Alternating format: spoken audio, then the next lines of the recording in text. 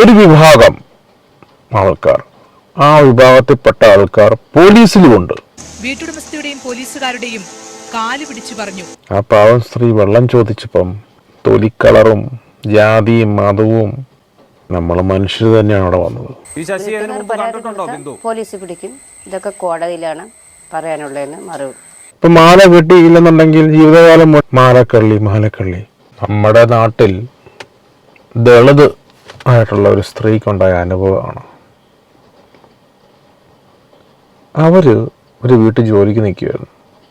അവിടെ എന്തോ മോഷണം പോയെന്ന് പറഞ്ഞുകൊണ്ട് ഇവർ ചെയ്യാത്ത കുറ്റത്തിന് അവരെ ക്രൂശിക്കുകയോ ചെയ്തത്. നമ്മുടെ സംസ്ഥാനത്തെ പോലീസ് അവരോട് കാണിച്ചത് വളരെ മോശം പ്രവൃത്തിയാണ്. നമ്മൾ നാട്ടിൽ പറയുന്നുണ്ട്, നമ്മുടെ നാട്ടിലങ്ങനെ ജാതി ഭേദമില്ല, കേരളം വ്യത്യസ്തമാണ്. ഇപ്പോഴും നമ്മുടെ നാട്ടിൽ ജാതിയും മതവും ഒക്കെ വെച്ച് പുലർത്തുന്ന ആൾക്കാരുണ്ട്. ഒരു വിഭാഗം ആൾക്കാർ, ആ വിഭാഗത്തിൽപ്പെട്ട ആൾക്കാർ പോലീസിലുമുണ്ട്. അതുകൊണ്ടാണല്ലോ ഈ സ്ത്രീ എന്നീ ഈ ഇഷ്യൂവിൽ അനുഭവിക്കേണ്ടി വന്നത്.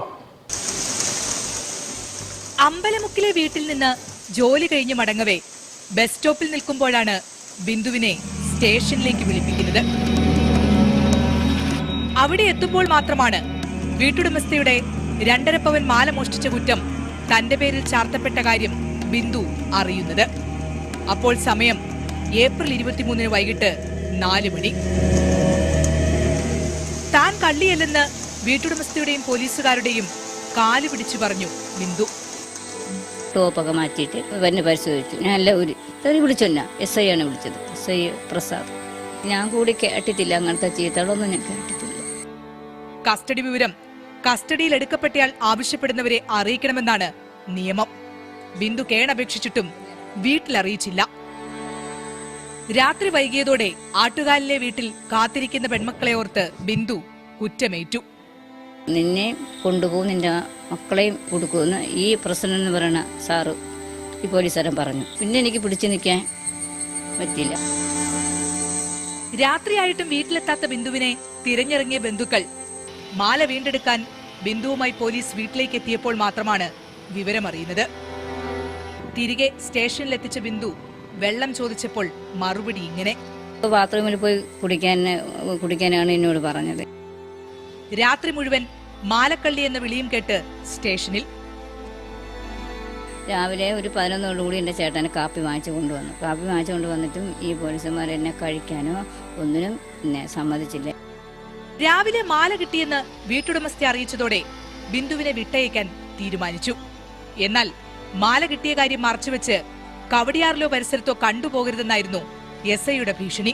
SI പ്രസാദ്, എനിക്കൊരു കാര്യം പറയാനുണ്ടെന്ന് പറഞ്ഞു. ഞാൻ പറഞ്ഞു, എന്ത് സാർ? അത് ഈ പേറൂക്കട കവടിയാറ് ഭാഗത്തു നിന്ന് എന്നെ കണ്ടുപോകരുതും, എങ്ങോട്ടങ്ങൾ നാട് വിട്ട് പൊക്കോളണം എന്നാണ് ഈ SI എന്നോട് ലാസ്റ്റ് പറഞ്ഞത്. നമുക്ക് ഭംഗിയില്ല, നമ്മളെ ജാതിയുടെ ഇത് വെച്ചാണ് ഇവർ ഇത്രയും ക്രൂരത എന്നോട് ചെയ്തിട്ടുള്ളത്. വീണ്ടും ജീവിത പ്രാരാബ്ദങ്ങളോട് പൊരുതി തുടങ്ങിയ ബിന്ദു ആ മാല കിട്ടിയില്ലായിരുന്നുവെങ്കിൽ തന്റെ പെൺമക്കൾ എക്കാലവും മാലക്കള്ളിയുടെ മക്കളെന്ന് വിളിക്കപ്പെടുമായിരുന്നുവെന്ന് നെടുവീർപ്പെടുന്നു. നമ്മൾ മനസ്സിലാക്കേണ്ടത്, നമ്മൾ 2025 ജീവിക്കുമ്പോഴും ഇവിടെ ദളിത് എന്ന പേരിൽ ഒരു സ്ത്രീയെ ചെയ്യാത്ത കുറ്റം തലക്കടിച്ച് ഏൽപ്പിക്കാൻ ശ്രമിക്കുന്നു. ആ സ്ത്രീ പറഞ്ഞവർ ചെയ്തിട്ടില്ലെന്ന്, ഇത് അവർ തന്നെ എടുത്തെന്ന് അവർക്ക് സ്ഥാപിക്കാൻ വേണ്ടി ഇത്രയ്ക്കും എന്താണ് ചോദിക്കാനും പറയാൻ ആരുമില്ല എന്നുള്ളതാണോ? ആ പാവം സ്ത്രീ വെള്ളം ചോദിച്ചപ്പം കേരള പോലീസിൽ എല്ലാവരും ഇത്രക്കാരാന്ന് ഞാൻ പറഞ്ഞില്ല, ഒരു വിഭാഗം ജനത, അവർക്ക് ഇപ്പോഴും മതം, ജാതി, തൊലിയുടെ കളറ്, ഇതൊക്കെ പ്രശ്നമാണ് അവർക്ക്. ഇവർ മനുഷ്യരല്ലേ? ഈ മതത്തിൻ്റെ പേരിലും ജാതിയുടെ പേരിലൊക്കെ ചെയ്യുമ്പം നമുക്കൊരു വെള്ളപ്പൊക്കം വന്നാൽ, അല്ല ഒരു ഭൂകമ്പം വന്നാൽ, ഒരു സുനാമി ഏറിയാ തീരാവുന്നതേ ഉള്ളൂ. നമ്മുടെയൊക്കെ ഈ നാട്ടിലെ ഈ തൊലിക്കളറും ജാതിയും മതവും ഒക്കെ അത്രേ ഉള്ളൂ. അല്ല, വയനാട്ടിലുണ്ടായ ഇഷ്യൂ നമുക്ക് എല്ലാവർക്കും അറിയാം. മണ്ണിടിഞ്ഞു, പല വീടുകളും ഭൂമിക്കടിയിലോട്ട് പോയി.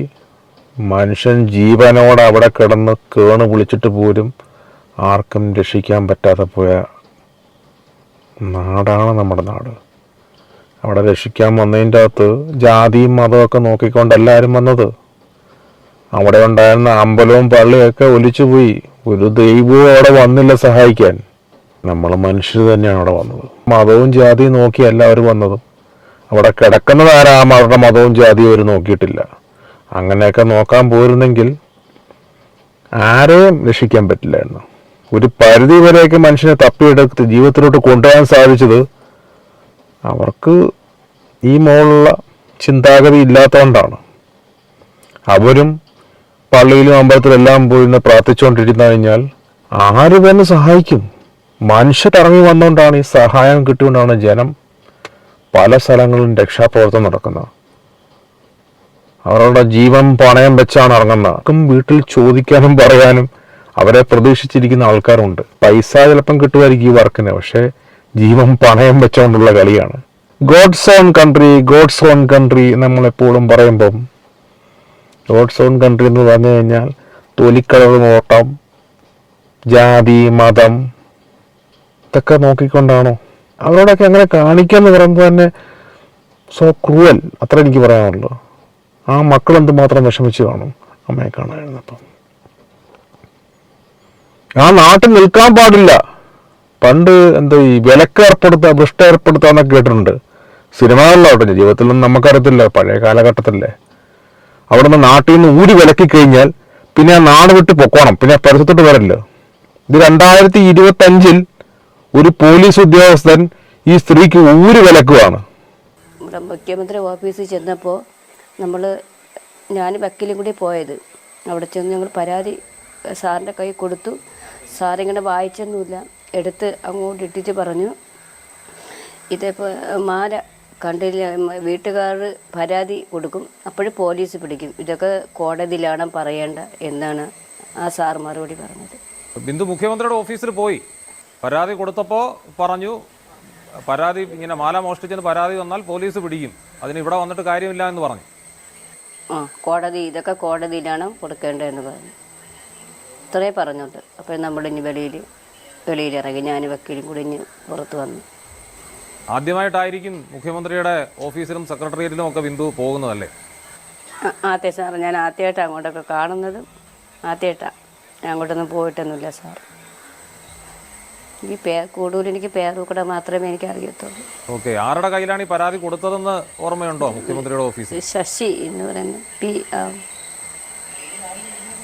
പി ശശി അങ്ങനെ. പി ശശിയെ നേരിട്ട് കാണാൻ സാധിച്ചോ? പി ശശി വലിയ ആളാണ്, മുഖ്യമന്ത്രിയുടെ പൊളിറ്റിക്കൽ സെക്രട്ടറിയാണ്. ബിന്ദുവിന് അത് മനസ്സിലാകുന്നുണ്ടോ എന്ന് എനിക്കറിയില്ല, മനസ്സിലാകേണ്ടതാണ്. അദ്ദേഹത്തിന്റെ കയ്യിൽ നേരിട്ടാണ് പരാതി കൊടുത്തത്. നേരിട്ടാണ് പരാതി കൊടുത്തത്. അപ്പോൾ ഈ പി ശശിയാണ് പറഞ്ഞത്, വായിച്ചെന്ന് നോക്കിയില്ല, എടുത്ത് അങ്ങ് നോക്കിയിട്ട് അങ്ങോട്ട്. പി ശശിയെ കണ്ടിട്ടുണ്ടോ ബിന്ദു? പോലീസ് പിടിക്കും, ഇതൊക്കെ കോടതിയിലാണ് പറയാനുള്ളതെന്ന് മറുപടി. മാർക്സിസ്റ്റ് പാർട്ടി ഭരണത്തിൽ നിൽക്കുന്ന ഒരു സംസ്ഥാനത്ത് ഇങ്ങനെ ഒരു പ്രവൃത്തി ചെയ്യാൻ ഒരു സംസ്ഥാനാധികാരിയുടെ അണ്ടറിൽ നിൽക്കുന്ന ഒരു പോലീസുകാരന് സാധിക്കുക എന്ന് പറയുന്നത് തന്നെ മതം, ജാതി, കളറ്, തൊലിക്കളറൊക്കെ നോക്കിയിട്ടാണ് ആളുകളുടെ പ്രശ്നങ്ങൾ പരിഹരിക്കാൻ പോലീസിൽ ഇരിക്കുന്ന അധികാരികളുണ്ടെന്നുണ്ടെങ്കിൽ അവരുടെ മാനസിക നില പരിശോധിക്കേണ്ടിയിരിക്കുന്നു. ഇങ്ങനെ ഒരു ചിന്താഗതിയായിട്ട് 2025 അവർ ഈ തസ്തികയിൽ ഇരിക്കുന്നുണ്ടെന്നുണ്ടെങ്കിൽ ജനം വലയും. നാളെ മുതൽ എല്ലാവരും ദേഹത്ത് വെള്ളമെല്ലാം പൂശി നല്ല സുന്ദര കുട്ടപ്പനായിട്ടുള്ള സുന്ദരിയായിട്ട് സ്റ്റേഷനിൽ പരാതി വരാൻ വേണ്ട. അങ്ങനെയാണോ? നമ്മുടെ പ്രശ്നങ്ങൾ പരിഹരിക്കാനാണ് പോലീസ് എന്ന് പറയുന്നത് അതോട്ടിയിരിക്കുന്നത്. അവരോട് ഇങ്ങനെ കാണിച്ചാൽ ആ സ്ത്രീ ഇപ്പം മാല കെട്ടിയില്ലെന്നുണ്ടെങ്കിൽ ജീവിതകാലം മാലക്കള്ളി പോലീസിലുള്ള ഒരു വിഭാഗം ജനത മൂലം കേരള പോലീസ് മൊത്തം നാണം കെടേണ്ട അവസ്ഥയോട്ട് എത്തുവാണ്. വീഡിയോ ഇഷ്ടപ്പെട്ടെങ്കിൽ ലൈക്ക് ചെയ്യുക, ഷെയർ ചെയ്യുക, സബ്സ്ക്രൈബ് ചെയ്യുക. Okay, bye, take care.